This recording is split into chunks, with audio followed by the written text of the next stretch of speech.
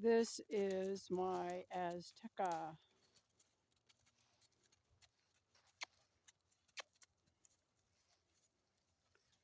This is Krista. She's an azteca. She's about 15 years old. I haven't been able to really work her much or do anything.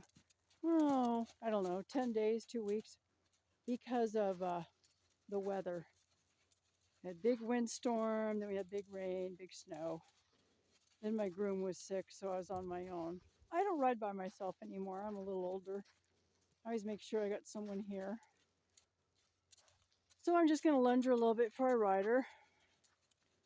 And she has on an English jumping horse bridle, which is a snaffle mouth pelham, because she's got a 6-inch mouth and it's really hard to find bits that fit her.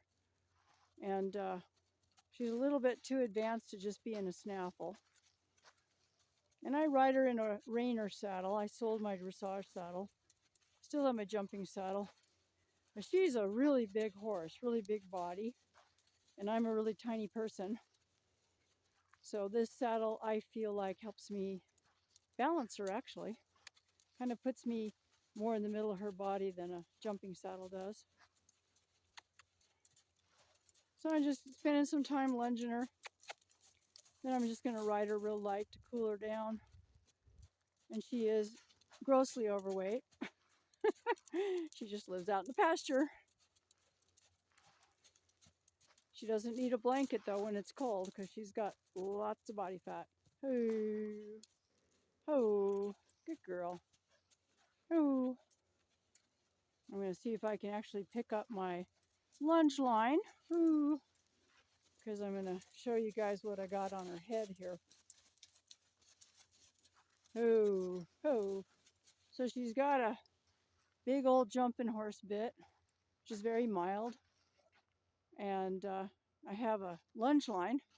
I'd like to run it through the bit ring and over her head, but the snap's too big to go through that snaffle part of the pelham bit. So I like riding her with 2 different reins because sometimes she's just good for a plain snaffle feel and other times she needs a little curb. And the one thing that's classical horsemanship is the curb was never meant to have contact with. And I'm talking full contact, like when they're dragging on their mouths and they're calling it self-carriage. I have no idea what happened to our old-fashioned horsemanship, but a snaffle bit is contact, a curb bit is not. Curb bit helps a horse shift their weight to the haunches, and then you go back to riding in the snaffle again. So double bridle, pelham bridle, 2 bits, even hackamore, riding with a bazelle and a curb. You don't keep contact with the curb bit.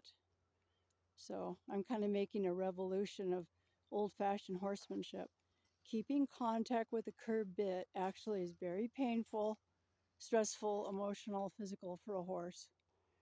So I like curb bits. We just don't ride in contact with them. Anyway, that's my lecture for the day. I'm getting off my soapbox and going to go for a nice ride.